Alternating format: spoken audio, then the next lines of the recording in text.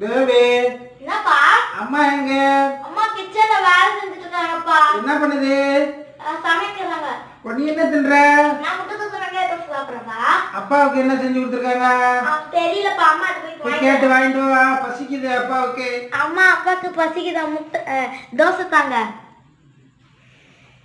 சரிங்கம்மா. என்ன ஸ்பெஷலு? வெறும் தோசை. ஏடா என்ன ஊத்தாம வெறும் தோசை தான் ஸ்பெஷலா? ஆமாப்பா. என்னடா பண்ண உங்களுக்கு? ஏண்டி சரி, என்ன அவனுக்கு முட்டை தோசை வெங்காய தோசை, எனக்கு மட்டும் சாதா தோசையா? என்ன மாமா? எனக்கு என்ன இந்த வெறும் தாசை தோட்டை சுட்டு வச்சிருக்கிற?